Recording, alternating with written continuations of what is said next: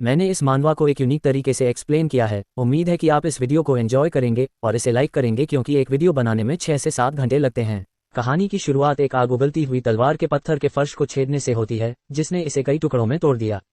सबसे शक्तिशाली इसवा यूरी ने इस पैटर्न वाली हथियार को नियंत्रित किया ताकि वह कई रंगीन राक्षसों को अपने पास पहुंचने से पहले एक सुनहरे शॉकवेव के साथ दूर फेंक सके। यूरी की निगाहें बिना किसी भावना के थीं, जबकि उसके चारों ओर धूल उठ रही थी। इसीलिए तुम हमेशा अकेले हो। भयावह देवता के कई पंजे थे जिन पर लाल चमकते हुए कांटे थे। उसके सिर पर कई आंखें थीं और उसके मुंह से लाल धुआं निकल रहा था। राक्षस चिल्लाया, "ही अ फूल।" सिनिस्टर गॉड ने यूरी को उसका सवाल का जवाब देने का आदेश दिया और जोर से पूछा कि वह यहाँ किस उद्देश्य से आया है। यूरी का चेहरा असंतोष दर्शा रहा था, क्योंकि वह इस राक्षस की ओर पीठ किए खड़ा था। उसने अपनी आंख के कोने से उसकी ओर देखा। यूरी की नीली आंखें चमक उठीं जब सफेद धुआं पास में उड़ रहा था। सिनिस्टर गॉड चिल्लाया और पूछा कि उसने उसके भाइयों को क्यों मारा। उसी समय उसने अपना मुंह चौड़ा खोला, उसकी आंखों की पुतलियां गायब हो गईं और उसने उस पर हमला करना शुरू कर दिया। लाल टेंटिकल्स यूरी पर धमकी भरे तरीके से मंडरा रहे थे, जबकि वह सोच रहा था कि उसका उद्देश्य क्या था। यूरी के हथियार ने पीली रोशनी बिखेरी और बिना किसी चेतावनी के उसने कई टेंटिकल्स को एक झटके में काट दिया ताकि यूरी के हमले के बाद हथियार के पीछे एक सुनहरी लकीर छूट गई।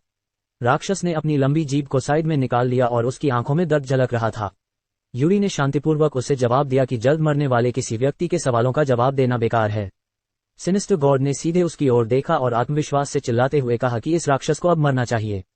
उसने यूरी पर और भी तेजी से और ताकत से हमला करना शुरू कर दिया, उसके शरीर से सीधे चिपकने की कोशिश करते हुए। यूरी ने एक रक्षात्मक मुद्रा अपनाई और अपने हथियार को हमले के लिए तैयार किया। कभी कभी शक्ति पूर्ण अकेलेपन को जन्म देती है। उसे सिनिस्टर गॉड कहा जाता है।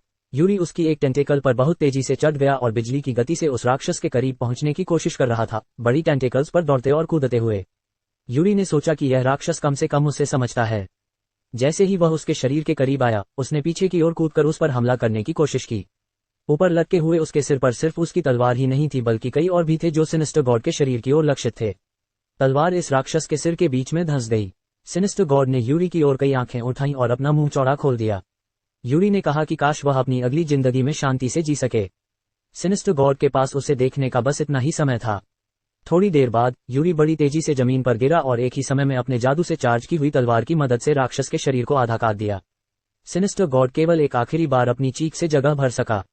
उसका शरीर अचानक काला पड़ गया और उसने धीरे धीरे नीला धुआं छोड़ना शुरू कर दिया। ये धुआं एक स्थान पर इकट्ठा होना शुरू हुआ और कुछ में परिवर्तित होने लगा।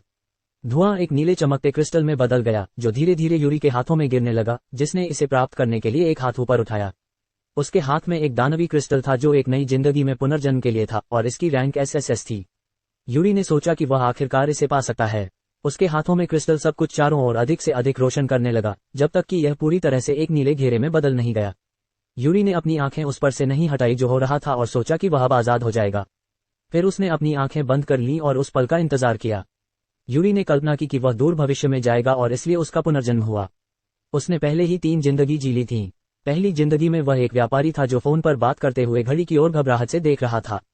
वह अपनी पहली जिंदगी में एक शक्तिशाली जादूगर भी था। अपनी दूसरी जिंदगी में उसके पास एक शक्तिशाली तलवार और शक्तिशाली उपकरण थे। यूरी सबसे शक्तिशाली जादुई तलवारबाज था और अब वह एक रैंक एफ का साहसी बन गया था। उसने खुद को घास पर आराम से लेटा हुआ और बादलों से भरे नीले आकाश की ओर देखता हुआ कल्पना की। जैसे ही कुछ चीज ने उसके चेहरे पर गिरती सूर्य की रोशनी को अवरुद्ध किया, यूरी ने यह देखने के लिए एक आंख खोली कि वह क्या था। उसके सामने एक खुश आना खड़ी थी, जिसके पास एक संतुष्ट लाइम था और उनके पीछे एक लाल बालों वाली लड़की खड़ी थी। यूरी ने उन्हें कमजोर सी मुस्कान दी और फिर घुटनों के बल से उठ खड़ा हुआ। उसके सामने लोग थे जो उसके प्रति खुशी व्यक्त कर रहे थे। उसे विश्वास था कि उसकी जिंदगी अब अंततः योग्य बन जाएगी। उस समय यूरी की आंखें बंद थीं और जैसे ही शक्ति उसके शरीर से गुजरी, उसने अपनी आंखें खोलीं। उसने खुद को एक बड़े अंधेरे गुफा में पाया। यूरी पत्थर के फर्श पर बैठ गया और सोचने लगा कि वह कहाँ है। उसके शरीर से एक नीली रुक रुक कर उड़ने वाली धारा उड़ी। यूरी ने चुपचाप अपने हाथों की ओर देखा, जिन्हें वह ध्यान से देख रहा था। उसने हैरानी से देखा और पूछा कि वह कौन है। एक सिस्टम विंडो यूरी के सामने पॉप अप हुई और आईसी यूरी से स्टेटस विंडो खोलने का अनुरोध किया। उसने चमकते हुए सिस्टम विंडो को देखते हुए उलझन भरी आवाज निकाली। यूरी ने इस बार यूरी का नाम देखा। उसने ध्यान से देखा और सोचा कि क्या यह उसका नाम है। अचानक छोटे पंजे उसके पास चले आए और यूरी ने उस पर ध्यान दिया। एक डी रैंक एलीट गॉब्लिन और एक ए रैंक गॉब्लिन उसके सामने थे। वह अपने हथियार के साथ तैयार खड़ा था, जगह में धमकी भरी आवाज में गरज रहा था और हल्के से हंस रहा था। अचानक यूरी चारों ओर से कई गॉब्लिन से घिर गया। उसने चारों ओर देखा और पूछा कि यह क्या है। यूरी ने उस सवाल पर ध्यान दिया जो उसकी दिशा में एक गॉब्लिन द्वारा पूछा गया था। The bastard, what is he doing here? एक बड़ा गॉब्लिन जिसके सिर पर एक मुकुट था उसके सामने खड़ा था। उसने पूछा कि क्या व्यक्ति उनके क्षेत्र में है।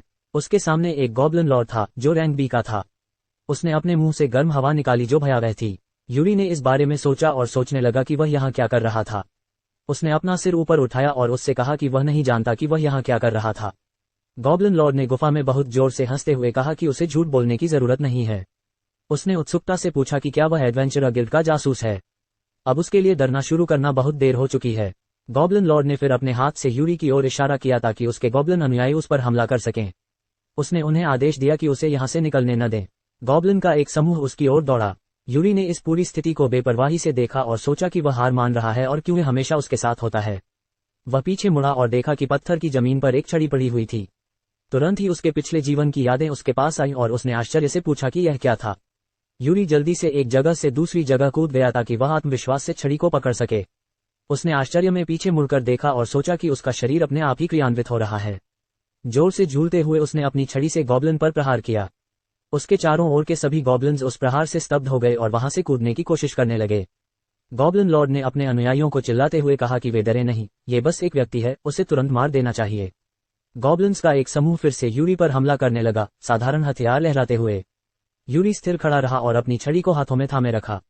अचानक उसने उस छड़ी से एक तेज गति से एक झटका दिया और उसी क्षण पूरे गॉब्लिन्स का समूह जो उस पर हमला कर रहा था धराशायी हो गया। यूरी ने सोचा कि यह छड़ी उसे उसके पिछले जीवन की याद दिलाती है।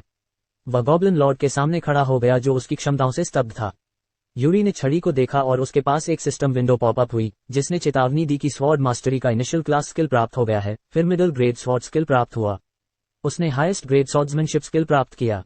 यूरी ने सोचा कि सब कुछ उसके लिए स्पष्ट हो गया है क्योंकि अपने पिछले जीवन में वह सबसे शक्तिशाली स्वॉर्ड मास्टर था।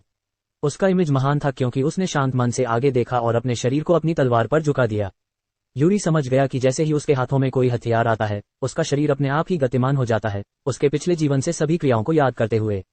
इस बीच गॉब्लिन लॉर्ड ने अपना मुंह चौड़ा खोला और उसमें फायर मैजिक जमा होने लगी। उसने चिल्लाकर कहा कि यह तुच्छ आदमी यह न सोचे कि वह उनसे बेहतर है, अब उसका अंत हो गया है। गॉब्लिन लॉर्ड ने एक जादुई स्किल फायर स्टॉर्म का आह्वान किया। एक बड़ा अग्नि बवंडर यूरी की ओर बढ़ा। गॉब्लिन लॉर्ड ने ठिठकते हुए कहा कि उसके पास स्वॉर्ड मास्टर की स्किल है लेकिन यह उसकी मैजिक के सामने टिक नहीं सकती। इस बीच उसके मुंह से धुएं के बादल निकलने लगे। उसने आगे देखा और बड़े धूल के बादलों के बीच एक आदमी की आकृति देखी। गॉब्लिन लॉर्ड ने एक हैरान करने वाली आवाज निकाली। यूरी सीधा खड़ा हो गया और अपना हाथ फैलाया, उसकी उंगलियां फैली हुई थीं। उसके पीछे एक सिस्टम विंडो थी जिसने बताया कि फायर मैजिक का इनिशियल क्लास स्किल प्राप्त हो गया है। फिर उसने middle class fire magic skill प्राप्त किया। फायर मैजिक का हाईएस्ट क्लास स्किल प्राप्त हुआ। गॉब्लिन लॉर्ड ने आश्चर्य में चिल्लाते हुए पूछा कि यह किस प्रकार का प्राणी है। उसने उसे निश्चित रूप से मारा था, फिर भी वह जीवित क्यों है? गॉब्लिन लॉर्ड बहुत डर गया था। यूरी के हाथ की ओर एक अग्नि गोला बन रहा था और उसके पीछे उसकी ठंडी निगाह दिखाई दे रही थी। यूरी ने शांति से कहा, स्किल फायरस्टॉर्म। उसके हाथ से एक बड़ा अग्नि बवंडर निकला जिससे गॉब्लिन लॉर्ड जोर जोर से चीखने लगा। यूरी अपने रुख में आत्मविश्वास से भरा रहा जबकि फायरस्टॉर्म ने उस राक्षस को भारी क्षति पहुंचाई। वह सोच रहा था कि यह अविश्वसनीय है कि उसके पास एक और जीवन था। ये जीवन उस समय से भी पहले का था जब वह स्वॉर्ड्समैन था। वह एक आचमज था। हरे रंग की चोगा और एक जादुई छड़ी उसके उपकरण और हथियार थे। यूरी ने सिस्टम विंडो की ओर देखा जिसमें उसका नाम आईसी यूरी लिखा हुआ था और उसकी जन्मजात क्षमताएं मैजिक की स्मृति और स्वॉर्ड्समैनशिप की स्मृति थीं। उसकी app skill sword skill top class की थी। मैजिक की स्मृति का एसएसएस रैंक था जिसकी वजह से जादुई क्षमताओं को प्राप्त करने की गति 100 गुना बढ़ गई थी। स्वॉर्ड मास्टरी की स्मृति का भी एसएसएस रैंक था और इस वजह से स्वॉर्ड स्किल्स को प्राप्त करने की गति भी 100 गुना बढ़ गई थी। यूरी ने अपने मन में कहा कि वह तीसरी बार पुनर्जन्म ले चुका है।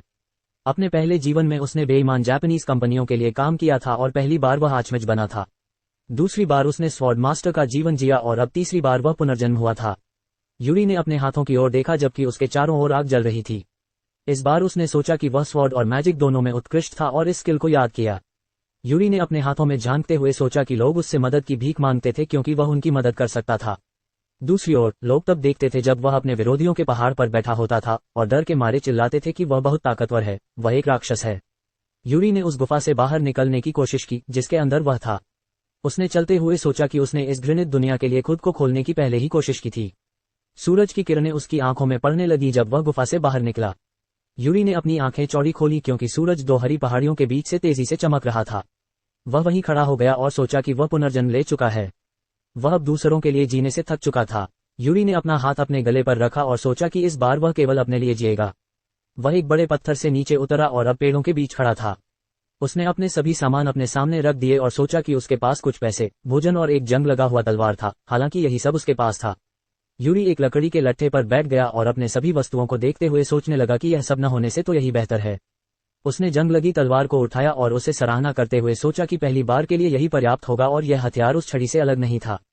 अचानक उसके सामने एक सिस्टम विंडो पॉपअप हुई, जिसने उसे सूचित किया कि एनालिसिस स्किल प्राप्त हो गया है। यूरी ने एक हैरान करने वाली आवाज निकाली और सोचा कि एक और स्किल प्राप्त हो गई है। उसकी आंखें धुंधली हो गईं और उनमें एक जादुई चक्र दिखाई दे रहा था। उसने आश्चर्य से आगे की ओर देखा। उसके सामने एक तलवार थी और सिस्टम विंडो ने उसे बताया कि यह एक आयरन स्वॉर्ड था जिसका रैंक जी था और यह बिल्कुल भी उपयोग के लिए उपयुक्त नहीं था। उसने अपने सामने पड़े वस्तुओं की ओर देखा और सिस्टम विंडो उनके ऊपर पॉपअप हो गए, जिन्होंने उसे बताया कि उसके सामने एक F rank bag of gold था जिसमें 8 टुकड़े थे और इसे एक छोटी राशि कहा गया था। 2 बैग एफ रैंक जर्की के थे जिनमें कुल 7 टुकड़े थे। ये सूखा हुआ जानवर का मांस था। यूरी ने कहा कि अब सब कुछ स्पष्ट हो गया है और इसके माध्यम से वह वस्तु के बारे में जानकारी प्राप्त कर सकता है, जो कि काफी सुविधाजनक है।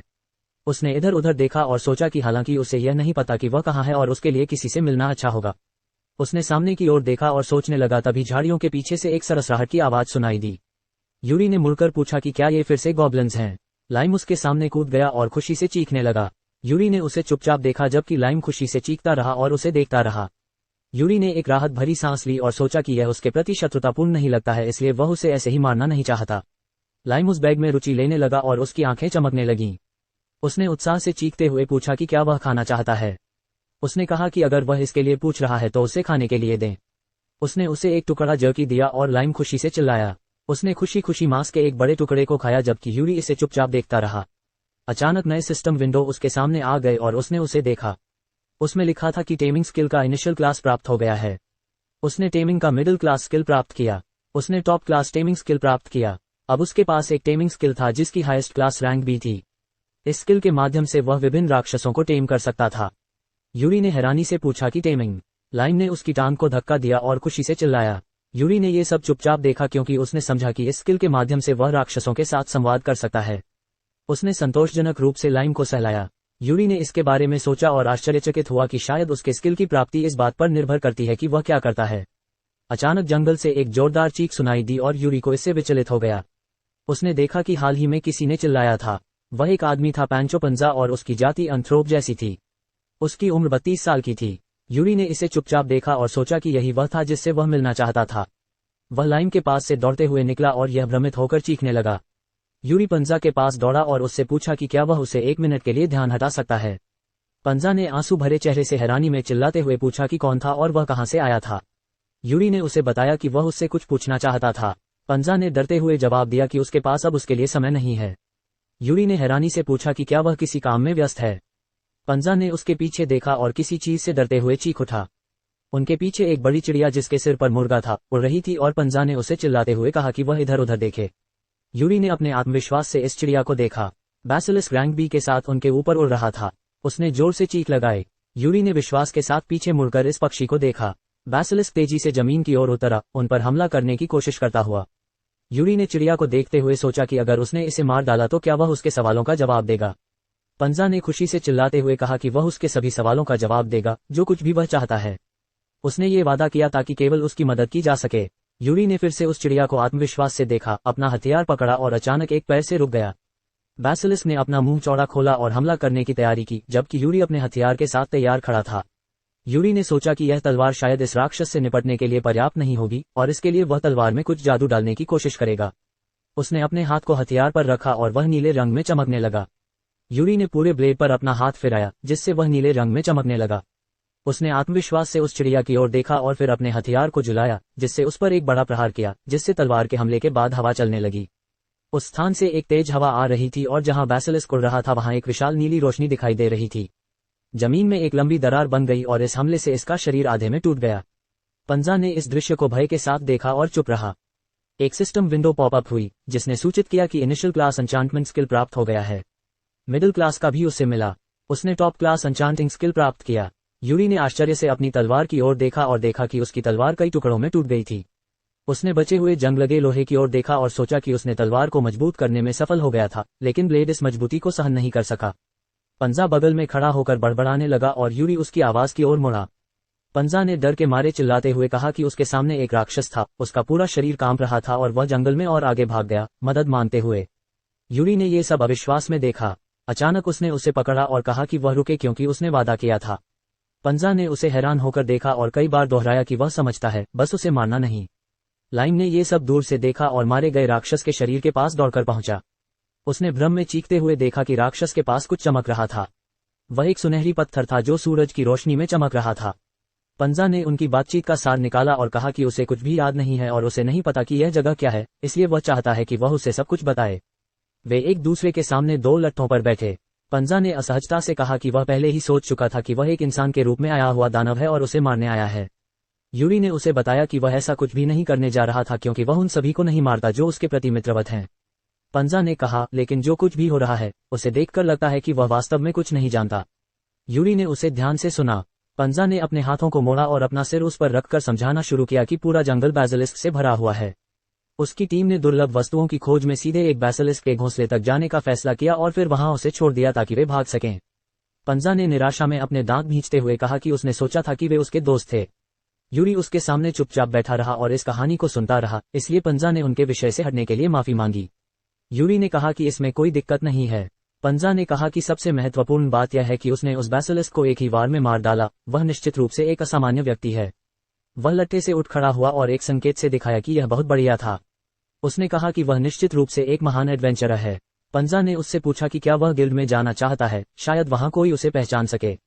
यूरी ने उसे बिना भाव के देखा और फिर एक सवाल पूछा, एडवेंचरर? पंजा ने रुचि से उसे समझाना शुरू किया कि ये वे लोग हैं जो एडवेंचरर्स गिल्ड में विभिन्न कार्यों को पूरा करके अपना जीवनयापन करते हैं। लेकिन उसने ये बिल्कुल भूल गया कि राक्षसों का शिकार करना, दुर्लभ वस्तुओं की खोज करना या खोई हुई बिल्ली को बचाना सब काम के रैंक पर निर्भर करता है, इसलिए वे एक दूसरे से बहुत अलग हो सकते हैं। यहाँ से लगभग 20 किलोमीटर दक्षिण पश्चिम में व्यापारी शहर रीडेल में एक गिल्ड है।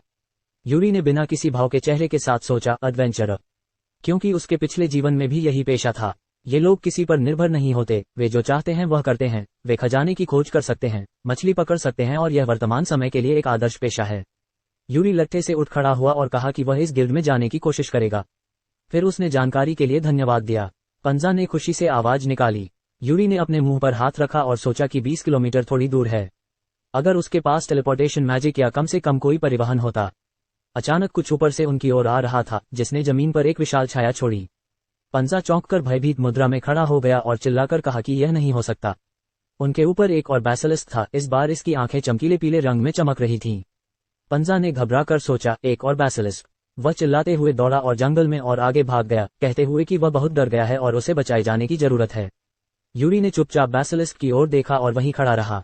उसने पीछे मुड़कर टूटे हुए हथियार को देखा और मन में सोचा, ये कैसे हो सकता है? उसकी तलवार टूट गई है और अब उसे केवल मैजिक का इस्तेमाल करके लड़ना होगा। बेसिलिस्क ने यूरी के सामने ठीक अपने पंजे पर बैठकर सफेद पंख उड़ाए। उसने बिना कोई आवाज किए अपना मुंह खोला, जबकि यूरी उसके व्यवहार को ध्यान से देख रहा था। अचानक बेसिलिस्क ने खुशी से चीख मारी और यूरी इससे हैरान हो गया। उसने ये चीख क्यों मारी? यूरी ने पूछा, क्या ये लाइम है? लाइम, जो एक विशाल बेसिलिस्क में बदल गया था, उसकी बातों पर खुशी से चीखते हुए उसकी शंका की पुष्टि की। उसने फिर से चीख मारी जब एक सिस्टम विंडो उसके सामने पॉप अप हुई, जिसमें खुलासा हुआ कि यह एक स्लाइम है जो बेसिलिस्क के रूप में है। इसकी स्थिति यह है कि इसने मैजिक स्टोन बेसिलिस्क को अवशोषित किया है। यूरी ने आश्चर्य किया कि स्लाइम लाइम क्या बदल सकता है अगर यह कुछ खा लेता है। उसने लाइम से कहा कि यह एक दिलचस्प क्षमता है। अचानक यूरी को एक विचार आया और उसकी आंखें चौड़ी हो गईं। उसने लाइम से कहा कि थोड़ा इंतजार करे और लाइम ने पुष्टि में चीख मारी। कुछ समय बाद वे दोनों आसमान में थे। यूरी बेसिलिस्क पर बैठा था। यूरी ने हंसते हुए खुशी से कहा कि यह बहुत मजेदार है, वह पहले ही रीडेल देख सकता है। लाइम ने खुशी से चीख मारी। उन्होंने शहर के पास लैंड किया और यूरी लाइम से उतर गया। यूरी ने सवारी देने के लिए उसका धन्यवाद किया। लाइम खुशी से चीख मारी जैसे कि उसकी कृतज्ञता स्वीकार कर रहा हो। लाइम पास आया और उसने बेसिलिस्क के सिर पर अपना हाथ रखा और कहा कि अगर लाइम शहर में इस रूप में प्रवेश करेगा तो वे बहुत ज्यादा ध्यान आकर्षित करेंगे, इसलिए उसने उससे अलविदा कहने का फैसला किया। लाइम ने भ्रमित होकर चीख मारी और इस स्थिति को बिल्कुल भी नहीं समझा। यूरी शहर की ओर बढ़ा, हाथ हिलाकर लाइम को अलविदा कहा और उसे सावधान रहने की इच्छा जताई। लाइम ने ये सब देखा और फिर अचानक यूरी के पीछे एक जोरदार चीख सुनाई दी और एक पीले गोले से एक तेज हवा आई। यूरी वहीं थम गया और आश्चर्य से पीछे मुड़ा कि क्या हो रहा था। उसने देखा कि कुछ उसकी जेब में कूद गया। लाइम उसकी कपड़ों की जेब में फिट हो गया और खुशी से चीख मारी। यूरी ने पूछा, क्या लाइम ऐसा कर सकता है? उसने एक सांस ली और सोचा कि लाइम अभी भी उपयोगी है जबकि यह उसकी जेब में चीख मारी। यूरी ने पूछा, क्या लाइम उसके साथ जाना चाहता है? लाइम खुशी से और बहुत जोर से सहमति में चीखा। यूरी ने इसे लाइम नाम दिया। अब से इसे लाइम कहा जाएगा। लाइम ने उत्साहपूर्वक कई बार प्रतिक्रिया में चीख मारी। वे दोनों एक विशाल इमारत के पास पहुंचे जिसमें एक तीखा छत था। यूरी इस इमारत में प्रवेश किया और लड़की के पास पहुंचा। उसने माफी मांगी और कहा कि वह एडवेंचरर बनना चाहता है। लड़की ने उससे पूछा, क्या यह उसकी पहली बार है? पहले उसे उसके स्किल्स और पिछले अनुभव के बारे में बताना होगा। यूरी ने उसे उलझन में देखा और अपने पिछले अनुभव के बारे में पूछा। लड़की ने मिठास से मुस्कुराकर समझाया कि पिछले कुछ वर्षों में गिल्ड में शामिल होने की इच्छा रखने वाले लोगों की संख्या में काफी वृद्धि हुई है और अब वे अपने उम्मीदवारों की प्रारंभिक मूल्यांकन कर रहे थे। यूरी ने उसके कौशल के बारे में वर्तमान डेटा साझा नहीं कर सका। यूरी ने अपने साथ हो रही घटनाओं को याद किया और मन में सोचा कि वह अपने पिछले जीवन के अनुभव के बारे में बात कर सकता है, लेकिन ये कुछ गलत था। आखिरकार वह एक जादूगर, सबसे अच्छा तलवारबाज था और अब वह एक पूरा नौसिखिया है जो अपने पिछले जीवन में सब कुछ कर सकता था। यूरी ने अपने सिर के पीछे हाथ रखा और आराम से कहा कि उसके पास कुछ भी खास नहीं है। लड़की ने एक मुस्कान के साथ कहा, इस मामले में। यूरी ने उसे अब नहीं सुना और अपने मन में सोचने लगा कि उसने एडवेंचरर बनने का फैसला किया है, लेकिन अगर ऐसा है तो वह इसके बारे में कुछ नहीं कर सकता। अचानक एक व्यक्ति ने उनके संवाद में हस्तक्षेप किया और एक सवाल सुना गया, क्या कोई समस्या है? लड़की ने इस आदमी को मिस्टर गालो के रूप में बुलाया। यूरी ने उसकी व्यक्तित्व का विश्लेषण किया और पाया कि उसका नाम गालो फिगर है, वह मानव जाति से है, पुरुष है और उसकी उम्र 41 वर्ष है। गालो लड़की के करीब झुका और उसे कान में फुसफुसाते हुए समझाने की कोशिश करते हुए सुना। सुनने के बाद उसने भारी और थकी हुई सांस ली। गालो ने सहमति जताई और उसे एक वस्तु तैयार करने को कहा। लड़की उसके सामने झुककर बोली कि वह उसकी बात सुनेगी। फिर वह यूरी के पास गई और उससे कहा कि वह कहीं न जाए। गालो ने एक आंख बंद की और अपने दिमाग में सोचा कि अगर उन्होंने सभी को स्वीकार कर लिया तो वे अपना लाइसेंस खो सकते हैं और यहाँ उसके लिए कोई जगह नहीं है। उसे अपना अहंकार कम करना चाहिए। जब सब कुछ तैयार हो गया, यूरी को एक अजीब मशीन के पास ले जाया गया और उसने सोचा कि यह क्या है। गालो ने समझाया कि यह एक मैजिकल पावर मीटर है और उसे केवल थोड़ी सी अपनी जादुई शक्ति देनी होगी, फिर यह उपकरण उसकी क्षमता को मापेगा। उसके पीछे खड़ी लड़की ने मिठास से मुस्कुराया। गालो ने शर्तें बताईं, अगर उसकी क्षमता 30 यूनिट है तो वह खुद को सफल मान सकता है। अब वह इसे अंजाम दे सकता है। वह एक तरफ खड़ा हुआ और एक दुष्ट मुस्कान के साथ सोचा कि एक नौसिखिया कभी भी 30 यूनिट तक नहीं पहुंच सकेगा और अगर उसे अपना स्तर समझ में आ गया तो वह तुरंत हार मान लेगा। यूरी से सुना गया कि उसने पूछा, अगर वह इस उपकरण को तोड़ देता है तो क्या इसे भी परीक्षा में सफल मानेगा? यूरी ने उपकरण की ओर उंगली दिखाई और उलझन में उनकी ओर देखा। लड़की ने आश्चर्य में अपने हाथ मुंह पर रख लिए और गालो का चेहरा तुरंत हैरान हो गया। गालो जोर से हंसा और चिल्लाया कि यह पहली बार है जब उसने ऐसे किसी से मुलाकात की है। उसने उसे चिंता न करने को कहा क्योंकि मीटर स्केल 99,999 तक पहुंच सकता है और उसकी शक्तियों के साथ यह उपकरण टूट नहीं सकता। गालो यूरी के बहुत करीब आया और एक दुष्ट मुस्कान के साथ उसकी आंखों में देखा। यूरी ने शांति से सोचा, ये कैसे है? फिर उसने अपना हाथ उपकरण पर रखा और वह सक्रिय हो गया। अचानक एक मजबूत जादू उसके शरीर को घेरने लगा जबकि उसने सोचा कि वह शांत है। तब जादू ने पूरे स्थान को भर दिया, जिससे लड़की और गालो उड़ गए। गालो ने हैरान होकर पूछा, यह क्या है? क्या हो रहा है? लड़की ने अपने मुंह खुले हुए उस दृश्य को देखा। गालो ने उसकी जादू की गिनती की और कहा 30 यूनिट, 40 यूनिट, 50 यूनिट। फिर उसने आश्चर्य से पूछा, 60 यूनिट, 70 यूनिट, और बढ़ता ही जा रहा है। यूरी चुपचाप देखता रहा जब तक कि उपकरण कांच के तीखे टुकड़ों में टूटकर चारों ओर फैल गया। यूरी नीचे झुक गया ताकि वह उस जगह से उड़ न जाए। गालो बैठ गया और गुस्से में हिचकी लेने लगा। यूरी ने उससे माफी मांगी और पूछा कि क्या ये पर्याप्त था। उसने अभी भी अपना हाथ उपकरण से नहीं हटाया था। गालो ने नर्वस हंसी में कहा कि लगता है इस उपकरण में कुछ समस्या है। उसने आश्चर्य से सोचा, ये कैसे संभव है? उसने निश्चित रूप से उन्हें धोखा दिया है। यूरी ने उसे उलझन में देखा जबकि गालो ने सोचा कि इस कपटी को एक सबक सिखाने की जरूरत है। गालो का चेहरा एक दुष्ट मुस्कान में बदल गया। उसने कहा कि चूंकि एक सटीक परिणाम प्राप्त करना संभव नहीं है, इसलिए इसे पास माना जाएगा। यूरी ने पूछना शुरू किया कि कैसे। साइड से सुना गया कि वह उनका पीछा कर रहा था। यूरी ने सोचा कि यह बूढ़ा आदमी एक बहुत अच्छा व्यक्ति है। कुछ समय बाद वे एक बड़े अरेना में थे और गालो ने कहा कि उसकी परीक्षा 3 मिनट में शुरू होगी, इसलिए उसे तैयार हो जाना चाहिए। यूरी ने उसे बताया कि उसने सब कुछ समझ लिया है। इसके बाद उसने चारों ओर देखना शुरू किया और सोचने लगा कि यहाँ इतने सारे लोग हैं, शायद उससे सवाल पूछने में कठिनाई होगी। साइड से आवाजें सुनी गईं कि क्या वह चिंतित है। यूरी ने इसे देखा और आना को देखा। आना ने खुशी से चिल्लाया कि वह पहली बार ये परीक्षा दे रहा है। उसने सोचा और सवाल किया कि वह इतनी जोर से क्यों बोल रही है। यूरी ने उसके सामने वाले को एनालाइज किया। अनेटोफिल, मानव जाति से, महिला, उसकी उम्र केवल 15 वर्ष है। उसने अपना हाथ अपने सीने पर रखा और खुशी से चिल्लाई कि अगर उसे कुछ समझ नहीं आता है तो वह उससे पूछ सकता है। यह उसका यहाँ 7वां बार है, आप उसे वेटरन कह सकते हैं, इसलिए वह यहाँ सब कुछ जानती है। यूरी ने उससे उलझन में पूछा, 7वां बार? क्या उसने इतनी बार इस परीक्षा को पास करने की कोशिश की है? इस सवाल ने आन्या को सीधे दिल में मारा। फिर उसने उसे उदासी से देखा, उसकी आंखों में आंसू थे और उसने होंठ दबाकर कहा कि यह इतना नहीं है। कुछ क्षण बाद आना थोड़ी दूर बैठ गई और पत्थर के फर्श पर एक छड़ी से लिखने लगी, कहते हुए कि वह इतनी बुरी नहीं है। क्या इसमें कुछ बुरा है कि उसने इस परीक्षा में कुछ बार असफलता का सामना किया है? यूरी ने ये सब चुपचाप देखा। अचानक आना उसके करीब आ गई और फुसफुसाते हुए कहा कि वह उसे विश्वास में बताना चाहती है कि जब से गालो ने परीक्षा लेना शुरू किया है, इसकी कठिनाई अधिकतम हो गई है। ये व्यक्ति एक तरफ खड़ा होकर अपने सारे दांत दिखाकर मुस्कुरा रहा था। उसने चिल्लाकर कहा कि एडवेंचरर्स के लिए परीक्षा को खुले तौर पर घोषित कर दिया गया है। उनका पहला परीक्षण स्वॉर्ड मास्टरी है। गालो ने हथियार को सीधा किया और चिल्लाया कि इस परीक्षण को पास करने की शर्त यह है कि वे उसे स्वॉर्ड फाइट में हरा दें। पहले परीक्षण के लिए प्रतिभागी नंबर 1 को उसने जॉनी स्लैंकर अरेना में बुलाया। उसने एक मुस्कान के साथ ब्लेड को कवर से निकालना शुरू किया और आत्मविश्वास से कहा कि अब वह काम करने लगेगा। वे एक दूसरे के आमने सामने हुए और अपने हथियारों को तैयार किया। आना ने खुशी से कहा कि आखिरकार। साइड से चिल्लाकर कहा गया, लड़ाई करो। फिर दोनों तरफ से हमला किया गया और उनके ब्लेड एक दूसरे से टकराए। वे एक दूसरे के खिलाफ सुंदरता से लड़ रहे थे, रक्षा कर रहे थे और हमला कर रहे थे। साइड से लोग आश्चर्य से चिल्लाए कि जॉनी गालो जितना शक्तिशाली था। आना भावुक होकर उनकी लड़ाई देख रही थी, जबकि यूरी ने अपने मन में सोचा कि वे ताकत में लगभग बराबर हैं। जॉनी हंसी के साथ व्यंग्य में कहा कि ऐसा लगता है कि गालो इतना मजबूत प्रतिद्वंद्वी नहीं है। गालो का शरीर कांप रहा था और उसकी मुस्कान तन गई थी। उसने कहा, जैसा कि उसे पता था, और उसका हथियार जॉनी के ब्लेड को काटने लगा।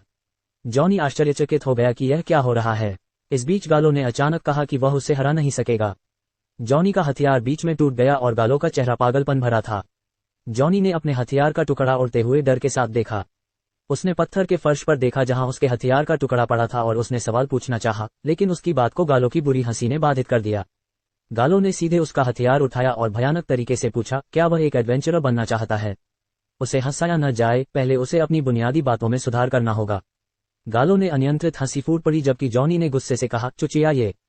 साइड के लोगों ने इसे देखा और कहा कि जैसा उन्होंने सोचा था कि यह लड़ाई बिना किसी मौके के समाप्त होगी, क्योंकि अरेना में हमेशा ऐसा ही होता है।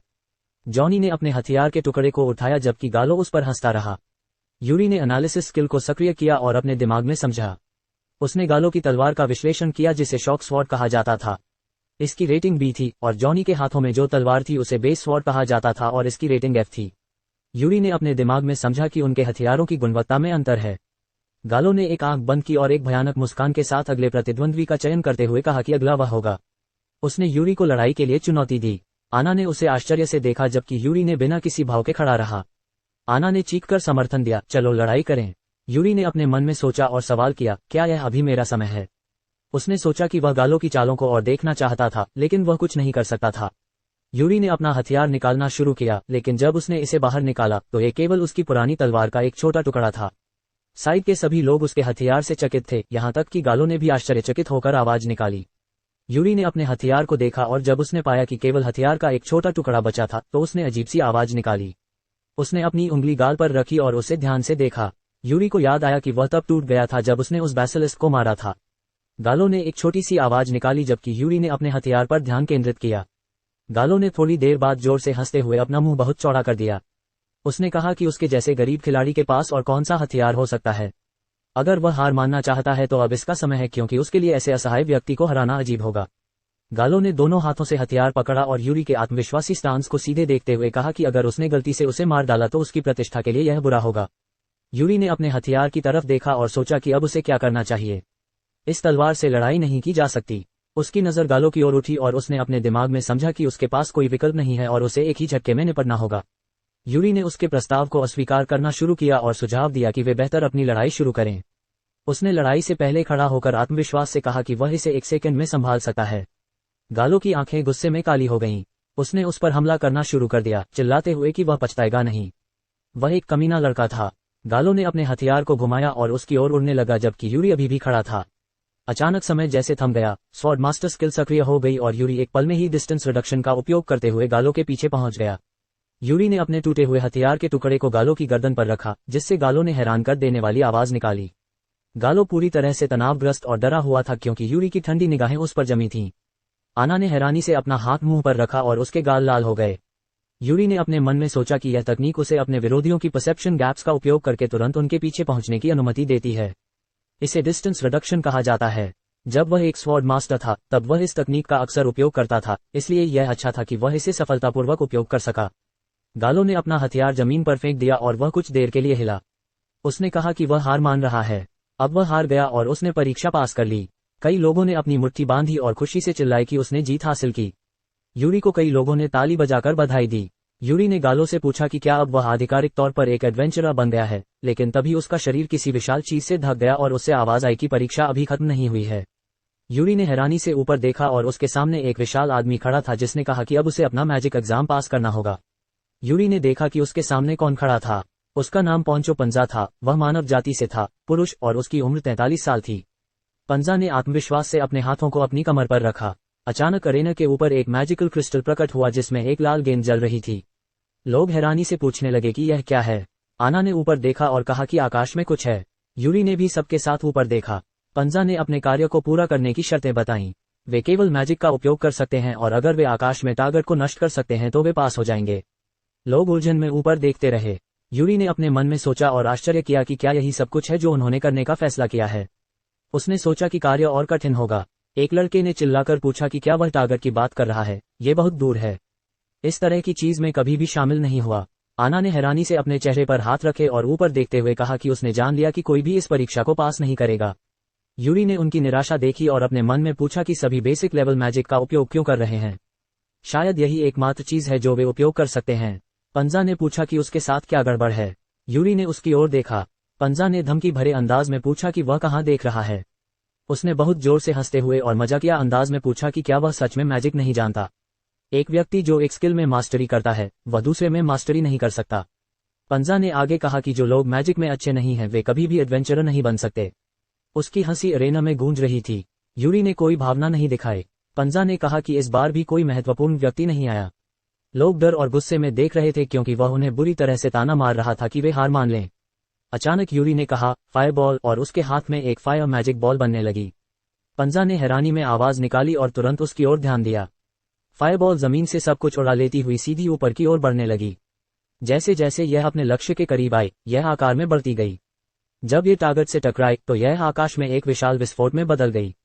पूरे शहर के ऊपर लोग उलझन में चिल्ला रहे थे और सवाल पूछ रहे थे, यह क्या है, जबकि उनकी शरीरों को तेज हवा से उड़ा दिया गया। आना ने अपनी स्कर्ट और सिर को इस हवा से ढक लिया। पंजा के चेहरे पर बड़ी हैरानी दिख रही थी। लड़की ने डर के साथ कहा कि फ्लेम्स सब कुछ निगल रही हैं। ये बस असंभव है। लोग सोच रहे थे कि इस आदमी ने लेजेंडरी मैजिक इन्फर्नो को यहाँ क्या बुला दिया। वे यूरी की ओर देख रहे थे जो आत्मविश्वास से खड़ा था और बिना किसी भाव के हो रही घटना को देख रहा था। यूरी ने अपने मन में सोचा और हैरानी जताई कि वह क्या कह रही थी। वह अब सिर्फ एक सिंपल फायरबॉल का उपयोग कर रहा था। शहर के ऊपर का फायरबॉल हवा के साथ बढ़ने लगा और अंधेरा होने लगा। इसे दूर से देखा जा सकता था। किसी ने एक काले लबादे में शहर में हो रही घटनाओं को देखा और कहा कि लगता है कि वह जाग गया है, हालांकि वर्तमान में वह अभी तैयार नहीं है। मुस्कान के साथ उसने कहा कि एक दिन वे फिर मिलेंगे, उम्मीद है कि वह तब उसे निराश नहीं करेगा। इन शब्दों के बाद वह धीरे धीरे धुआं जैसी चट्टान से गायब हो गया। पंजा जमीन पर स्थिर पड़ा था और यूरी उसके पास आया। उसने उसे वापस बुलाकर पूछा कि क्या उसने परीक्षा पास कर ली है। यूरी को एक लाइसेंस कार्ड दिया गया और उसे सफलतापूर्वक परीक्षा पास करने पर बधाई दी गई। यहाँ उसका लाइसेंस है। उसने हैरानी से इसे देखा और अपने हाथों में ले लिया। प्यारी लड़की ने कहा कि सभी एडवेंचरर्स रैंक F से शुरू करते हैं। ये रैंक उसके उपलब्धियों या पूरी की गई क्वेस्ट के आधार पर बढ़ेगी। यूरी ने उसे ध्यान से सुना। अचानक आन्या ने साइड से उस पर छलांग लगाई और चिल्लाई कि उसने उसे ढूंढ लिया। यूरी ने अपने सिर को उसकी दिशा में मोड़ने का प्रयास किया और फिर तेजी से डॉज किया। आना फर्श पर गिर गई और थोड़ी देर तक उस पर फिसलती रही, साथ ही दर्द की आवाजें निकाल रही थी। टेबल पर बैठी लड़की ने आश्चर्य में अपने चेहरे पर हाथ रखा। यूरी ने कहा कि वह परीक्षा में मिली लड़की है। आना हंसते हुए बोली कि उसने उसे अपना परिचय देना भूल गया था। उसने अपना हाथ अपने सीने पर रखा और खुशी से कहा कि उसका नाम अनेटा फिल है, लेकिन वह उसे बस आने कह सकता है। वह उत्साहित होकर उसके करीब आए और जोश में पूछा कि उसका नाम क्या है। यूरी ने धीरे धीरे अपना नाम बताया। आना ने खुशी से चिल्लाकर कहा कि वह इसे देखे। उसने खुशी से अपने हाथों में एडवेंचरर्स लाइसेंस को रैंक F के साथ दिखाया। आना ने कहा कि उसके जाने के बाद एक दोबारा परीक्षा आयोजित की गई और इस बार वह इसे पास करने में सफल रही। पंजा और गालो ने खिलाड़ियों को झुककर सम्मान दिया और एक और एग्जामिनर ने खिलाड़ियों की परीक्षा लेनी शुरू की, जबकि पिछले एग्जामिनर अरेना से चले गए। आना ने चिल्लाकर कहा कि यह सब उसके कारण हुआ। उसने उसे बहुत धन्यवाद दिया। यूरी ने कहा कि उसने कुछ करने का समय ही नहीं पाया। एक समूह के लोग साइड से उन्हें देख रहे थे और एक आदमी ने एक्स के साथ टिप्पणी की कि यहाँ बहुत शोर हो रहा है। एक और भारी आदमी ने कहा कि ये बस नौसिखिए हैं और ये पहले ही इतना शोर मचा रहे हैं। दोनों लड़कों ने पूछा कि जैक इसके बारे में क्या सोचता है। जैक ने खामोश रहते हुए धमकी भरे अंदाज में कहा कि उसे वे पसंद नहीं आए। कुछ समय बाद सूरज ऊंची इमारतों के ऊपर चढ़ गया और पूरे शहर को रोशनी देने लगा। यूरी ने आलस्य से अपने शरीर को खींचा और आवाज निकाली। उसने खिड़की से बाहर देखा और चुप हो गया, सोचते हुए कि उसने आखिरी बार इतनी अच्छी नींद कब ली थी। अपने पिछले जीवन में वह हर दिन केवल विभिन्न राक्षसों से लड़ता था। कल बहुत कुछ हुआ था। उसके विचार अचानक एक सिस्टम विंडो द्वारा बाधित हो गए जो उसकी आंखों के सामने प्रकट हुआ। यूरी ने हैरानी से आवाज निकाली। सिस्टम विंडो में लिखा था कि skill attribute list magic of the initial class प्राप्त कर लिया गया है। यूरी ने फिर से हैरानी से पूछा, अट्रिब्यूटलिस्ट मैजिक? उसने चुपचाप सिस्टम विंडो को देखा और सोचा कि उसने कभी इस तरह के स्किल के बारे में नहीं सुना और वह इस स्किल का अर्थ पूरी तरह से नहीं समझ पाया। यूरी ने सिस्टम विंडो को चुपचाप घूरना जारी रखा। कुछ मिनट बाद उसने अपना सिर उठाया और थके हुए अंदाज में कहा, अब सब हो गया। उसने फिर से बिस्तर पर आराम किया और खिड़की के बाहर का खूबसूरत दृश्य देखा। यूरी ने सोचा कि उसने द गिल्ड से प्राप्त पैसों का उपयोग इस आलीशान होटल में रुकने के लिए किया, इसलिए वह थोड़ी और नींद लेने जा रहा है। उसे याद आया कि एक प्यारी लड़की ने उसे बताया था कि वह द गिल्ड से कुछ जेब खर्च के लिए पैसे उधार ले सकता है, लेकिन उसे कोशिश करनी चाहिए कि वह अपने भुगतानों में पीछे न रहे। कोई तेजी से गलियारे में दौड़ रहा था और फिर आना यूरी के कमरे में आ गई। उसने उससे प्रशंसात्मक गुड मॉर्निंग कहा। यूरी के चेहरे पर निराशा दिखी। उसने पूछा कि उसे इस समय उससे क्या चाहिए। आना ने संतोषपूर्वक अपना हाथ मोड़ा और एक आंख बंद कर ली। वह हंसी और कहा कि उसने सच में। उसकी बात अचानक कट गई जब उसने हैरानी से चिल्लाकर पूछा कि यह बिस्तर किसका है। यूरी लाइम के बड़े हुए शरीर पर लेटा हुआ था, लेकिन उसे कोई फर्क नहीं पड़ा और वह खुशी से चीख रहा था। यूरी लाइम के शरीर से उठ गया और समझाया कि उसे अपने कमरे का बिस्तर पसंद नहीं आया, इसलिए लाइम उसकी मदद कर सका। उसने उसे धन्यवाद दिया। एना लाइम की ओर दौड़ी और प्रशंसा में पूछा कि क्या यह एक प्यारा स्लग है। यूरी ने उसके शरीर पर हाथ रखा और उसकी बात की पुष्टि की। उसने उसे ये बताने की हिम्मत नहीं की कि वे कैसे मिले, इसलिए उसने उसे बताया कि यह एक लंबी कहानी है, लेकिन यह उसका दोस्त है और इसका नाम लाइम है। लाइम ने खुशी से चीख मारी। आना ने उत्साहपूर्वक अपने हाथ मुंह पर रखे और कहा कि यहाँ तक कि मॉन्स्टर्स भी यूरी की बात मानते हैं, वह इतना कूल नहीं हो सकता। यूरी ने सोचा कि क्या वह सच में ऐसा सोचती है। आना ने हैरानी से अपनी अंगुली मुंह पर रखी और लाइम के करीब आई। लाइम ने हैरानी की आवाज निकाली। आना ने यूरी की ओर देखा। उसके चेहरे पर प्रशंसा की अभिव्यक्ति थी और उसकी आंखों में तारे चमक रहे थे। उसके गाल लाल हो गए थे। आन्या ने पूछा, क्या वह लाइम को पालक सकती है? यूरी चुपचाप किनारे खड़ा था। लाइम उसकी पेशकश से चकित था। आना ने पूछा, क्या लाइम इससे विरोध करता है? लाइम ने खुशी से चीख मारी। आना ने लाइम के शरीर पर लेटकर आराम से कहा कि लाइम को छूना कितना सुखद है। लाइम ने आराम से सहमति में चीख मारी। यूरी ने नाखुशी से सोचा कि वह क्यों आए। आना को अचानक याद आया और उसने खुशी से समझाया कि वह कुछ महत्वपूर्ण बताने आई है। परीक्षा अभी खत्म नहीं हुई है। यूरी ने पूछा, इसका और क्या मतलब है? आना ने बताना शुरू किया कि वास्तव में एक हिडन एग्जाम भी है। उन्होंने बताया कि पहले उन्हें परीक्षा पास करनी होगी और फिर वे एडवेंचरर बनेंगे, लेकिन उन्हें हिडन एग्जाम भी पास करना होगा, और यदि वे सफल होते हैं तो वे सच्चे एडवेंचरर बनेंगे और अगर वे असफल होते हैं तो उनका लाइसेंस ले लिया जाएगा। आना ने कहा कि उनके लाइसेंसेस वर्तमान में अस्थायी हैं, लेकिन अगर वे इस परीक्षा में असफल होते हैं तो यह उनसे ले लिया जाएगा। यूरी ने सोच में पड़ते हुए अपने चेहरे पर हाथ रखा और कहा कि सब स्पष्ट है। उसने सोचा कि उसने एडवेंचरर बनने के लिए इतनी मेहनत की है और अगर उसने अपना लाइसेंस खो दिया तो वह दुखी होगा। यूरी ने आना की ओर मुड़कर कहा कि वह इस बारे में कुछ नहीं कर सकता, इसलिए वह हिडन एग्जाम देने जाएगा। आना ने खुशी से कहा कि वह जानती थी कि वह ऐसा ही कहेगा। इस बीच वह अपनी जेब में कुछ ढूंढ रही थी। आना ने अचानक एक कागज उसके चेहरे के सामने थमाया और जोर से और उत्साहपूर्वक कहा कि यही कारण है कि उसने पहले ही कार्य ले लिया था। उसने उसे इस कार्य को पूरा करने के लिए आमंत्रित किया। यूरी ने तुरंत उसकी पेशकश ठुकरा दी और वह बस सदमे से गिर पड़ी। आना ने उसके पैर को पकड़ लिया और आंसू भरी आंखों से पूछा कि वह क्यों नहीं चाहता। उसे सहमत होना चाहिए। यूरी ने उसे समझाया कि वह अकेले काम करना पसंद करता है। उसने उसे नीचे देखा और पेशकश के लिए धन्यवाद कहा और फिर उसे उठने को कहा। आन्या का चेहरा आंसुओं से भीगा था और उसने दुखी स्वर में उसका नाम पुकारा। उसने उसके पैर को छोड़ दिया और यूरी चुपचाप दरवाजे की ओर बढ़ा और फिर रुक गया। आन्या ने उसकी पीठ को हैरानी से देखा। यूरी ने उसकी ओर देखा और पूछा कि इस विषय पर उसे क्या करना चाहिए। आना ने चिल्लाते हुए पूछा कि क्या वह सच में अकेले इसे संभाल सकेगा, उन्हें साथ जाना चाहिए। वह उसकी चिंता कर रही थी। यूरी ने कहा कि उसे चिंता करने की जरूरत नहीं है क्योंकि वह अकेले संभाल सकता है। उदास आना ने कहा कि उसे इस कार्य के लिए उसकी जरूरत थी। उसने गुस्से में समझाया कि जब उसने परीक्षा में उसकी क्षमताएं देखी तो वह भी उसके जैसा एडवेंचरर बनना चाहती थी।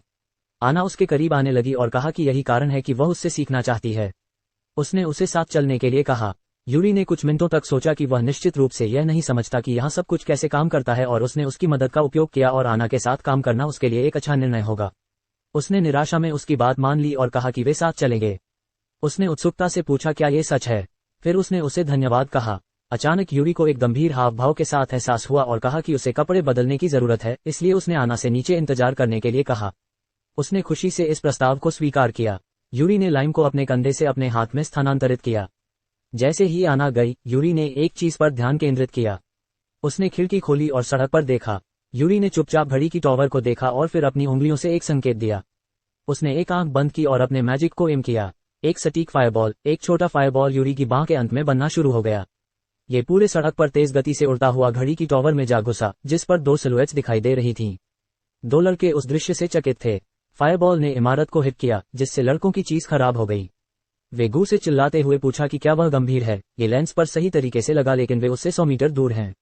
एक गालियां देते हुए उन्होंने कहा कि उन्हें तुरंत यहां से निकलना चाहिए और इसे मिस्टर जैक को रिपोर्ट करना चाहिए। यूरी ने हाथ को खींचते हुए सोचा कि कोई उसे देख रहा है। उसने सोचा कि यह सब क्यों हो रहा है। क्या उसने किसी के लिए कुछ बर्बाद कर दिया? दरवाजे के पीछे आना की चिल्लाहट सुनाई दी, जो उसे वापस बुला रही थी और पूछ रही थी कि क्या वह तैयार नहीं है। यूरी ने कहा कि वह पहले ही रास्ते में है। वे दोनों मिलकर उस जंगल में गए जो ऊंचे पहाड़ों के बीच स्थित था। आना ने यूरी को बुलाया और उसे यहां आने के लिए इशारा किया। यूरी धीरे धीरे उसके पीछे चलने लगा और सोचा कि वह जंगल में वापस आ गया है। उसने जंगल को अनिच्छा से देखा। अचानक यूरी ने झाड़ियों के बीच 2 जानवर देखे। वे एक सफेद जंगल के चूहे और एक भूरे रंग के जंगल के खरगोश थे, दोनों रैंक एफ के थे। यूरी ने उलझन में खरगोश को देखा। ये डर से कान खड़े कर गया और चूहा के साथ जंगल में भाग गया। यूरी ने चुपचाप ये देखा और फिर कहा कि यहाँ की तुलना में शांत था। आना ने हंसते हुए कहा कि वे बहुत भाग्यशाली थे। उनका कार्य मेडिसिनल हर्ब्स एकत्र करना है, इसलिए उनके जीवन को कोई खतरा नहीं है। उसने एक अंगुली ऊपर उठाई और खुशी से एक आंख बंद कर ली, ये कहते हुए कि यह कार्य शुरुआती एडवेंचरर्स के बीच में भी काफी लोकप्रिय है। इसे प्राप्त करने के लिए उसे पूरा सुबह लाइन में खड़ा रहना पड़ा। आना ने अपनी ओर से हाथ रखे और गर्व से चमकते हुए कहा। यूरी ने आश्चर्य से कहा कि उसने ऐसा कैसे किया। उसने कहा कि वह अद्भुत है क्योंकि वह यहाँ इतनी जानकारी जानती है। आन्या ने उसकी ओर आश्चर्य से देखा और शर्मिंदा होकर अपना सिर पकड़ा और लाल हो गई। उसे रोकने के लिए कहा क्योंकि वह उसकी तारीफ कर रहा था, लेकिन उसने ये भी स्वीकार किया कि उसकी बातों में कुछ सच्चाई थी। आन्या अचानक ध्यान भटक गई और उलझन में हंसी। यूरी ने दूसरी पथ पर चलना शुरू किया और आन्या को देखा। आना ने विपरीत पथ की ओर इशारा किया और कहा कि उन्हें नॉर्दर्न फॉरेस्ट में जाना है, जो उस तरफ है। यूरी ने उस पथ की ओर इशारा किया जिस पर वह चल रहा था और पूछा कि क्या कोई अंतर है। आना ने चिल्लाते हुए कहा कि ऐसा बिल्कुल नहीं है। उसने भावुकता से पूछा कि क्या इसका कोई महत्व है। ये पथ ईस्टर्न फॉरेस्ट की ओर जाता है। वह स्थान शापित माना जाता है जहां बहुत सारे मजबूत मॉन्स्टर्स रहते हैं, इसलिए वहां जाना बहुत खतरनाक है। वहां वोल्व्स, गॉब्लिन्स, स्नेक्स और अन्य मजबूत क्रीचर्स रहते हैं जो लाल ऑरा उत्सर्जित करते हैं। आना ने उसका हाथ पकड़ लिया और विपरीत पथ पर दौड़ते हुए कहा कि वे नॉर्दर्न फॉरेस्ट में जड़ी बूटियां एकत्र करेंगे, इसलिए उसे बस उसका अनुसरण करना चाहिए। यूरी ने विरोध नहीं किया और बस विचार में हाथ मुंह पर रखा। उसने उसे स्वीकार किया और सोचा कि शायद वह ईस्टर्न फॉरेस्ट में इसलिए जाग गया क्योंकि अगर वह सोचता है तो वहां केवल उच्च रैंक के मॉन्स्टर्स थे। यूरी ने सोचा कि उसने कल बैसिलिस्क को मारा। आना ने अपने हाथ से इशारा किया और संतोषपूर्वक कहा कि यह एक मजेदार मजाक था, लेकिन उसने उस पर विश्वास नहीं किया। अचानक उसने चिल्लाया कि यह जगह है, वे लगभग यहाँ हैं। एक चमकदार प्रकाश ने पथ को भर दिया, उनकी उपस्थिति की प्रतीक्षा करते हुए। आना ने रुककर अपने हाथ को आगे बढ़ाया और खुशी से कहा कि यह मेडिसिनल हर्ब्स एकत्र करने के लिए एक क्लियरिंग है, लेकिन उनके सामने एक खाली जमीन थी जहां घास हुआ करती थी। यूरी ने सोचा कि इनमें से कौन सी मेडिसिनल हर्ब्स हैं। आना ने क्षेत्र में दौड़ना शुरू किया और घास खोजने लगी। उसने नर्वस होकर पूछा कि क्या ऐसा नहीं है, ये कहाँ है, ये कैसे हुआ और क्यों। यूरी ने अपने सीने पर हाथ रखा और कहा कि उसकी अनुमान था कि कोई उनसे पहले यहाँ आ गया है। आना ने घास के पूर्व स्थानों पर हाथ रखा और सोचा कि वे पहले होंगे। एक आदमी उनके पास आया और शब्द सुनाई दिए कि नए लोगों के लिए क्या शर्म है। यूरी ने देखा कि कौन सामने खड़ा था। सिस्टम विंडो ने बताया कि यह जैक बेलर है, जो मानव जाति का सदस्य है, पुरुष और उम्र 22 साल है। जैक ने अपनी गैंग के पास खड़े होकर संतोषपूर्वक कहा कि उन्होंने पहले ही इस क्षेत्र से सभी मेडिसिनल हर्ब्स इकट्ठा कर लिए हैं। आना ने उनसे पूछा कि वे कौन हैं। जैक ने कहा कि वे पुराने हैं और उन्हें इतनी मेहनत नहीं करनी चाहिए। उसने उनके करीब बढ़ते हुए कहा। यूरी ने याद किया कि उसने उन्हें गिल्ड में देखा था। जैक ने व्यंग्यात्मक तरीके से पूछा कि क्या उनके लाइसेंसेस अब अस्थायी हैं, वे अब हर्ब साझा कर सकते हैं। उसने आना को एक मेडिसिनल हर्ब का टुकड़ा दिया। आना खुशी से अपने गालों को हाथों से पकड़े हुए प्रश्न में पूछा कि क्या ये सच है। जैक ने उनसे पूछा कि क्या उन्होंने सोचा था कि वे इस स्थिति में अपने सहयोगियों की मदद नहीं करेंगे। आना उनके व्यवहार से प्रभावित होकर रोने लगी। उसने कहा कि उन्होंने इतने अच्छे एडवेंचरर्स से मुलाकात की और अब वे उन्हें कभी नहीं भूलेंगी। आना ने धन्यवाद देना शुरू किया और हाथ फैलाकर मेडिसिनल हर्ब की ओर बढ़ी। अचानक जैक ने घास को फर्श पर फेंक दिया और आना ने हैरानी से अपनी आंखें चौड़ी की। जैसे ही पौधा गिरा, जैक ने उस पर कदम रखा। आना ने सब कुछ हैरानी और आश्चर्य से देखा। जैक ने शैतानी मुस्कान के साथ पूछा कि क्या यही वह सुनना चाहती थी, और उसे एक नकारात्मक व्यक्तित्व कहा। आन्या ने नीरस भाव से नीचे देखा। जैक ने अपनी शिक्षा को फैलाया और हंसते हुए पूछा कि क्या वे समझते हैं कि एक प्रसिद्ध एडवेंचरर बनने के लिए हमेशा सभी से बेहतर होना पड़ता है, हालांकि कुछ लोगों को ही यह पता चलता है। यूरी ने उसे ध्यानपूर्वक देखा। जैक ने जारी रखा कि एक दयनीय नकारात्मक व्यक्ति भी जानता है कि वे एडवेंचरर नहीं बन सकते। आना उदास होकर सिर झुकाए खड़ी रही। जैक ने उन्हें छोड़ने और गांव वापस जाने की सलाह दी। उसकी पूरी टीम हंसी में फटी और यह हंसी उनके दूर जाते समय भी सुनाई दी। यूरी ने विचारपूर्वक हाथ अपने चेहरे पर रखा और सोचा कि वह सच में उन्हें हानि की कामना करता है। उसने सोचा कि क्या संभव है कि जो लोग सुबह से उसे देख रहे थे वे जैक के साथ थे, लेकिन उसने उन्हें कैसे नाराज किया। अचानक उसने आन्या के शरीर को कांपते हुए देखा और उसकी ओर से आवाजें सुनाई दी। अचानक आन्या ने गुस्से में चिल्लाया कि वे वास्तव में ऐसा कर रहे हैं, वह वास्तव में आहत है। उसने दोनों मुट्ठियां भींच लीं और धमकी देते हुए खड़ी रही। आना ने अचानक दूसरी दिशा में दौड़ते हुए यूरी को चिल्लाते हुए बताया कि उनके पास अभी कुछ समय है। उसने सुझाव दिया कि हर्बल रेमेडीज के लिए कहीं और देखें। यूरी ने सोचा कि अगर वे कुछ नहीं करते तो उनके लाइसेंसेस निश्चित रूप से ले लिए जाएंगे। उसने आकाश की ओर देखना जारी रखा और सोचा कि जंगल कितना बड़ा है। यूरी ने महसूस किया कि दोनों खुद नहीं संभाल सकते और उन्हें एक समाधान ढूंढना होगा। यूरी की जेब में लाइन हिली और फिर खुशी से कूद गई। यूरी ने इसे हैरानी से देखा। लाइन उसके हाथ में कूद गई और यूरी ने पूछा कि क्या हुआ, क्या उसने हाल ही में इसे खिला दिया। लाइम खुशी से कूदते हुए और जोर से चीखते हुए उसने यूरी को यह विचार व्यक्त किया और उसे एहसास हुआ। यूरी ने उसे हैरानी से देखा और सोचा कि अब उसे सब कुछ स्पष्ट हो गया है। लाइम ने गंभीर अभिव्यक्ति के साथ चीखा। यूरी ने सिर ऊपर उठाया और हाथ ऊंचा किया। उसने कहा कि वह लाइम पर भरोसा कर रहा है। यूरी ने लाइम को आकाश में ऊंचा फेंक दिया और यह खुशी से चीखा। पहले लाइम आकाश में छोटा था और फिर वह कई बार बड़ा हो गया और कई पेड़ों को अपनी छाया से ढक दिया। ये कई टुकड़ों में बंट गया और फिर जंगल में बड़े जोर से बिखर गया। आन्या ने जो हो रहा था उसे हैरानी से देखा। उसने इसे डॉज किया और पूछा कि यहाँ क्या हो रहा है, यहाँ इतनी सारी लाइम है।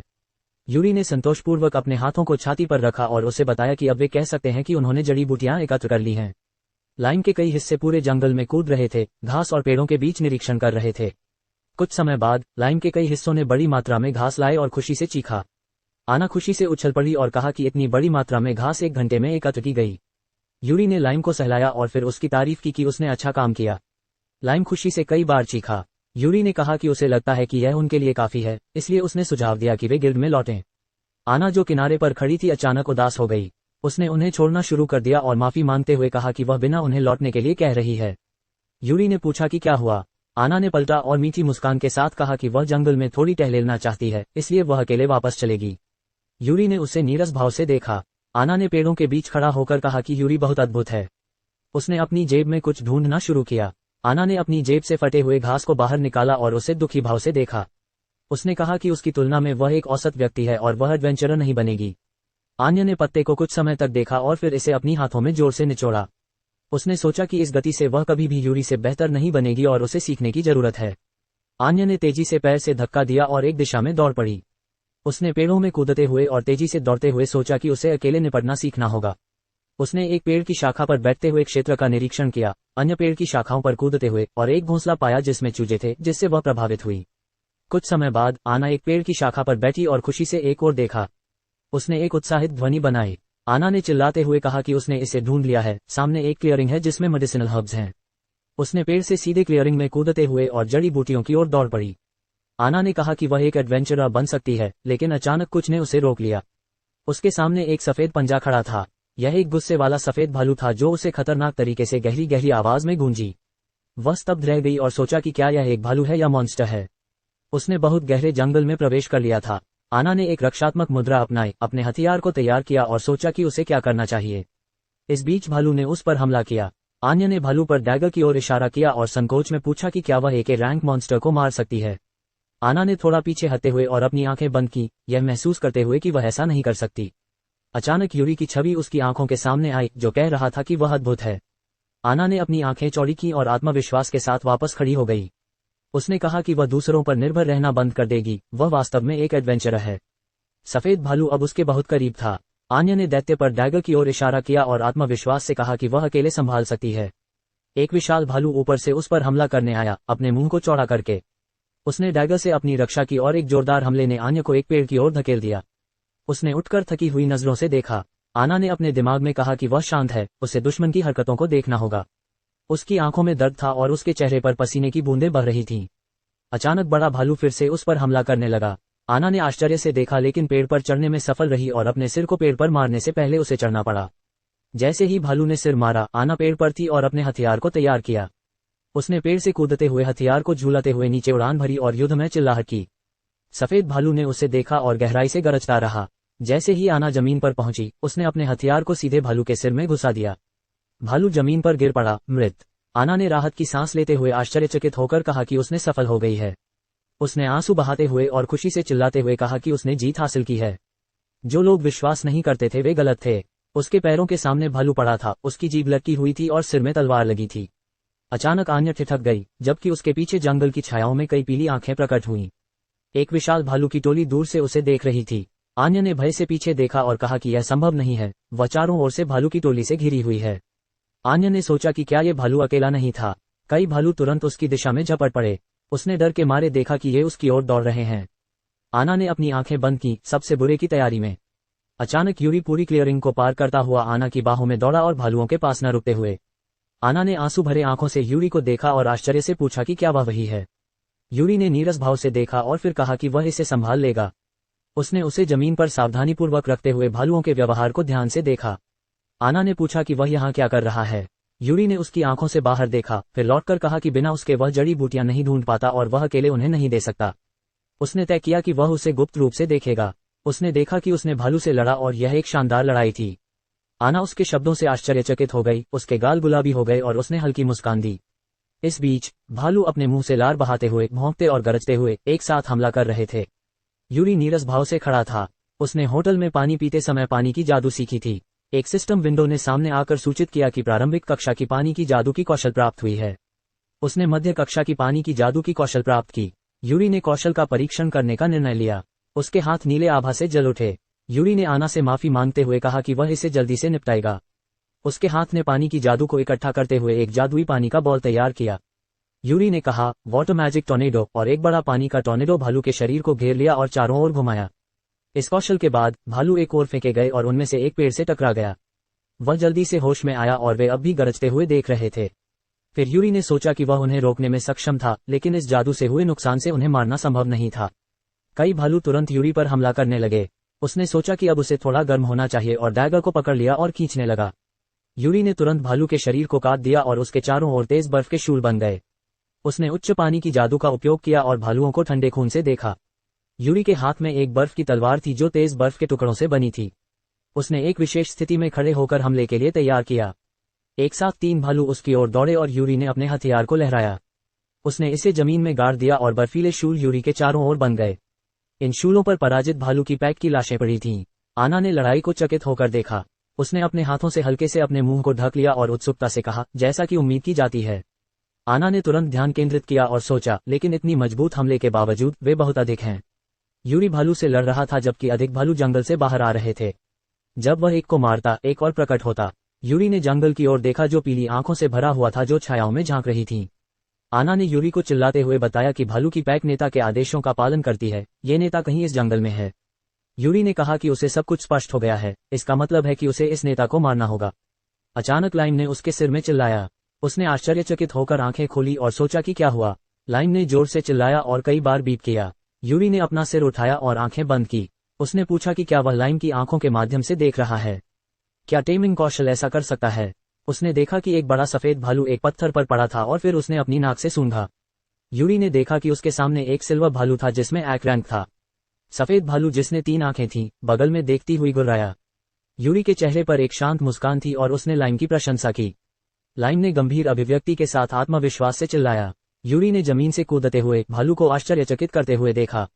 उसने भालुओं के शवों के ऊपर से छलांग लगाई और यूरी ने पीछे मुड़कर अपनी उंगलियों से एक पिस्टल का संकेत दिया और एक सटीक फायरबॉल का उपयोग किया।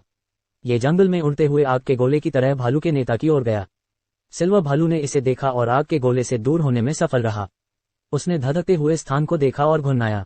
यूरी ने कहा कि उसे सब कुछ स्पष्ट हो गया है। यहाँ बहुत सारे कवच हैं और इसे मारना कठिन होगा। उसने अपने पैरों पर उतरकर सोचा कि इस स्थिति में उसने अपना हाथ आगे बढ़ाया और एक फायरबॉल बनना शुरू हो गया। फायर मैजिक पूरे जंगल से आया और एक बड़े गोले में इकट्ठा हो गया। भालू की पैक ने ये सब चकित होकर देखा। आना ने यूरी से पूछा कि वह क्या कर रहा है। यूरी ने अपनी आंखों में आत्मविश्वास के साथ कहा और लाइम को उस स्थान से हटने का आदेश दिया। लाइम ने तुरंत कई पेड़ों पर कूदते हुए चिल्लाया। यूरी ने हाई फायर मैजिक का उपयोग किया और एक आग का तूफान भेजा। आग ने पूरी तरह से जंगल के पेड़ों और घास को जला दिया। ये सिल्वर भालू तक पहुंचा और उसने केवल अपनी मुंह को गुस्से में घुमाया। एक विशाल धुएं का बादल उस स्थान से उभरा। सिल्वर भालू राख में बदल गया और केवल सफेद दांत बाकी रहे। जलती हुई लाश जमीन पर गिर गई। आना ने जो देखा उससे बहुत आश्चर्यचकित थी और हकलाते हुए पूछा कि अभी क्या हुआ। उनके सामने जलते हुए पेड़ों और घास की एक पट्टी थी। यूरी ने उसे हैरानी से देखा और कहा कि वह केवल आग की जादू का उपयोग कर रहा था। उसने पूछा क्या यह असामान्य जादू है। आना ने चिल्लाते हुए कहा कि यह सामान्य जादू से बहुत दूर है। जहां सिल्वर भालू मरा वहां एक मैजिक स्टोन पड़ा था। सिस्टम विंडो ने सूचित किया कि एक एट्रीब्यूट फ्री मैजिक स्टोन है जो छोटे आकार और रैंकी का है। यह एक पत्थर है जिसमें एट्रीब्यूट फ्री मैजिक होता है। अगली सिस्टम विंडो ने एक विंड मैजिक स्टोन के बारे में बताया, मध्यम आकार और रैंकी का। यह एक पत्थर है जिसमें विंड मैजिक होता है। आना ने बिना भावनाओं के यूरी को बुलाया और कहा कि अच्छा है कि उन्होंने इतने सारे आइटम एकत्र किए हैं। उनके सामने एक पूरा पहाड़ था मेडिसिनल अर्ब के साथ रैंक एफ। ये रेस्टोरेशन पोर्शन का मुख्य सामग्री है। आन्या ने पूछा कि वे इतनी बड़ी मात्रा में जड़ी बूटियां कैसे ले जा सकते हैं। यूरी ने सोच में डूबकर अपनी ठोड़ी पर हाथ रखा और तर्क किया कि वह सही है। उनके लिए इसे ले जाना कठिन होगा। अगर उसके पास ऐसा जादू होता जो सब कुछ एक बार में ले जा सके। अचानक उसे एक सिस्टम विंडो ने ध्यान से देखा जिसमें लिखा था कि एट्रीब्यूट लिस्ट मैजिक मध्य वर्ग प्राप्त हुआ है। एक विचार आया और यूरी ने अपने दिमाग में कहा कि यही है। कुछ समय बाद वे एडवेंचरस गिल्ड में लौटे। गिल्ड में आना ने एक पत्थर उनके सामने रखा और उत्सुकता से कहा कि इसे देखें। लड़की ने अपने हाथों से इशारा किया और कहा कि यह एक मैजिक स्टोन है। उसने आश्चर्यचकित होकर पूछा क्या आना ने भालू को मारा। आना ने गर्व से अपने हाथों को अपनी कमर पर रखा और अपने शब्दों की पुष्टि की। चश्मे वाली लड़की ने आश्चर्य व्यक्त किया क्योंकि अपनी पहली मिशन में उसने ए रैंक के एक दानव को हराया। आन्या ने हंसते हुए गर्व से सहमति दी। लड़की ने अपनी चश्मा समायोजित की और कहा कि उसे अब इस पर विचार करने की जरूरत नहीं है और अब वह आधिकारिक रूप से एक ए रैंक एडवेंचरर की तलाश में है। उसने उसे बधाई दी। आना का चेहरा लाल हो गया और उसने खुशी से अपने हाथों को अपने चेहरे की ओर उठाया। आन्या खुशी से उछल पड़ी और चिल्लाई कि उसने सफलतापूर्वक किया। यूरी ने उसकी तारीफ की। फिर चश्मे वाली लड़की ने अपनी नोटबुक को ध्यान से देखा और अगले को आमंत्रित किया। यूरी ने सोचा कि अब उसकी बारी है। लड़की ने पूछा कि वह क्यों आया और कुछ नहीं लाया। क्या वह सच में इतना दुर्भाग्यशाली था। यूरी ने उससे थोड़ी देर इंतजार करने को कहा क्योंकि वह सब कुछ दिखाएगा। लड़की ने चकित होकर अपनी अंगुली को अपने मुंह पर रखा और उसे देखा। यूरी ने अपनी उंगली को एक तरफ बढ़ाया और मध्य वर्ग के एट्रीब्यूट लिस्ट मैजिक का उपयोग किया। वहां एक स्थान का वक्रण हुआ और जंगल से एक बड़ी मात्रा में मेडिसिनल हर्ब्स एक पोर्टल से प्रकट हुई। लड़की के चश्मे थोड़े गिर गए और उसने जोर से पूछा कि इतनी सारी जड़ी बूटियां कहां से आईं? कैसे उसने इतना सारा इकट्ठा किया? नॉन एट्रीब्यूटेड मैजिक एक ऐसा जादू है जो स्थान को स्वतंत्र रूप से नियंत्रित करने की अनुमति देता है, यानी स्थान का वक्रण करता है। उसने बस जंगल से गिल तक एक ढेर को स्थानांतरित कर दिया। यूरी ने सोचा कि उसके पास इतना उपयोगी जादू है। जब उसने एक और क्षमता प्राप्त की थी, उसे अनुमान था लेकिन वह नहीं समझता कि कैसे उसने एट्रीब्यूट लिस्ट मैजिक सीखी। संभवतः इसका कुछ संबंध उस समय बिताने से है। कई लोग घास के ढेर के पास आए और आश्चर्यचकित होकर कहा कि कितनी सारी मेडिसिनल हर्ब्स हैं, इसे कैसे प्रबंधित करें। एक वृद्ध आदमी ने घास के बीच एक चमकदार हरे पत्थर को देखा। उसका चेहरा आश्चर्य से बदल गया और उसने कहा कि यह एक विंड मैजिक स्टोन है। क्या ये पत्थर उसमें जादू है? यह मैजिक स्टोन केवल एक दानव से गिरता है। सभी तीन लोग यूरी की ओर मुड़े और कहा कि यह असंभव है। उन्होंने उससे पूछा कि क्या उसने सिल्वर भालू को मारा। यूरी ने भावुकता से उनकी बातों की पुष्टि की और सोचा कि क्या इसे मारना असंभव था। दोनों लड़के एक दूसरे को चकित होकर देखने लगे जबकि वृद्ध आदमी चुपचाप स्तब्ध खड़ा था। इस आदमी ने उसे कहीं न जाने को कहा। यूरी ने चुपचाप इस स्थिति को देखा। आना, जो उसे समर्थन दे रही थी, ने कहा कि उसे चिंता नहीं करनी चाहिए, वह निश्चित रूप से एक एडवेंचरर बन जाएगा। यूरी ने कहा कि अच्छा होगा। कुछ समय बाद वे दीवार पर थे और आना ने थके हुए कहा कि उन्हें कितना समय लगा। कुछ ने उनका ध्यान खींचा और वे देखने लगे। वृद्ध आदमी ने हाँफते हुए माफी मांगी और कहा कि वह एक विशेष मामला करेगा और यूरी को सीधे बी रैंक में पदोन्नत किया जाएगा। आना खुशी से उसके पीछे उछल पड़ी और उसे बधाई दी कि उसे इतनी अचानक उच्च रैंक दी गई। वह बहुत अच्छा है। भीड़ ने आश्चर्यचकित होकर पूछा कि क्या नए लोगों को यह मिला? क्या उन्होंने सुना? वृद्ध आदमी ने कहा कि वे उसे बी रैंक में पदोन्नत कर रहे हैं। उसने कहा कि ऐसे लोग हमेशा उनके गिल्ड में स्वागत हैं और उसे केवल कुछ दस्तावेज भरने होंगे। अचानक यूरी ने इसका इनकार कर दिया क्योंकि वह पहले से ही अच्छा महसूस कर रहा था। उसने पूछा कि क्या वह एफ रैंक एडवेंचरर बना रह सकता है। लोगों की एक समूह और आना चकित होकर खड़ी थी और आश्चर्यचकित होकर पूछा कि उसने ऐसा क्यों चुना। वे गिल्ड बिल्डिंग से बाहर निकले और आना ने लगातार यूरी से पूछा कि क्या वह अपनी पसंद को लेकर आश्वस्त है। वही मौका बहुत ही दुर्लभ है। यूरी ने उसे आश्चर्यचकित होकर देखा और फिर उसकी शंकाओं की पुष्टि की क्योंकि यह सब कुछ बहुत जटिल लग रहा था। आना ने तुरंत कहा कि अगर आप अपनी रैंक बढ़ाते हैं तो गिल्ड से अधिक अनुरोध मिलेंगे। यूरी ने अपनी बाहों को फैलाते हुए कहा कि उसने ये पहले ही समझ लिया था, यही उसने अतीत में सोचा था। आना ने अनिश्चितता से कहा कि उसने सीधे ऐसा कहने का निर्णय लिया। बिल्डिंग के कोने पर एक आदमी काले कपड़े में खड़ा था। वह जैक था जो गुस्से में बोला, अगर न होता इस सिवा यूरी। उसने अचानक बैठे आदमी की ओर इशारा किया और पूछा कि क्या वह उसे संभाल सकता है। काले सिलहूट वाले आदमी ने उसके शब्दों से सहमति जताई। वह एक जोकर के मास्क में था और जैक से विश्वास करने को कहा। और इसके साथ हमारा एपिसोड खत्म होता है। चैनल को सब्सक्राइब करें और वीडियो को लाइक करें और कमेंट करें अगर आप अगला पार्ट चाहते हैं।